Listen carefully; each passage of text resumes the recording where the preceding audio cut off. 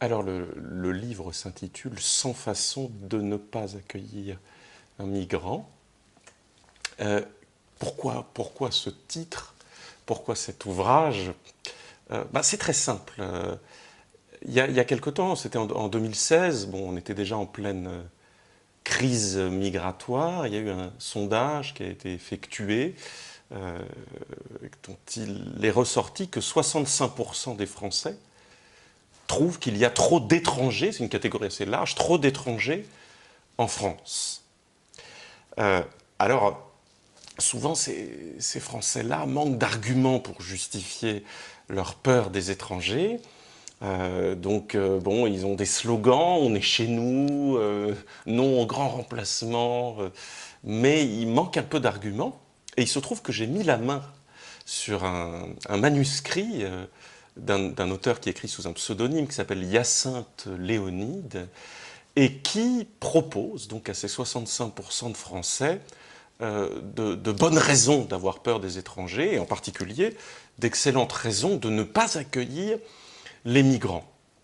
Donc de A à Z, il nous propose un abécédaire euh, plein d'arguments justifiant le refus d'accueillir les migrants. Et ces arguments, il les tire évidemment de sa propre réflexion, mais il les tire de propos très très courants tenus par des personnalités publiques, des hommes politiques, des intellectuels.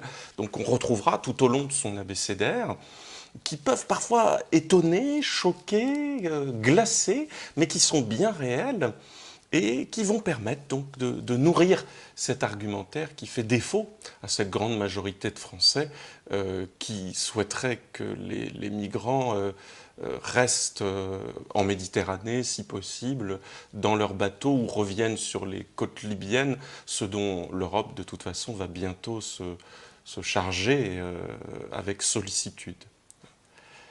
Donc le cœur de l'ouvrage est constitué de cet abécédaire de Hyacinthe Léonide que moi je me contente de présenter.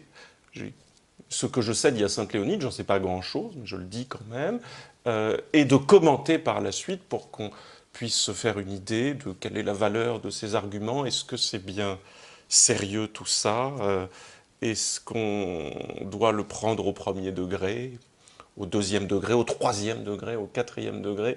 Est-ce qu'il n'y a pas, à l'envers de tout cet argumentaire, des thèses cachées pour, au contraire, justifier l'accueil des migrants? Dans ce cas, Hyacinthe Léonide ne serait qu'un agent double euh, au service de, de, de la gauche militante et pro-migrant. Voilà, donc on ne sait pas trop que faire de ce texte à l'arrivée. Mais moi-même, j'ai pas su trop qu'en faire quand je l'ai reçu. Euh, on peut le prendre au premier degré, on peut le prendre de manière ironique. C'est un peu comme un autre texte qui, ça ressemble beaucoup à un autre texte qui est très ancien, qui date de 1723, qui est un texte de Jonathan Swift, et qui s'intitule, alors le titre est assez long, Modeste proposition pour remédier à la famine en Irlande et éviter que les enfants des pauvres soient à la charge de la population. Voilà. Donc là, il s'agissait de remédier à la famine à l'époque en proposant aux riches qui manquaient de viande d'acheter les enfants des pauvres pour pouvoir les manger.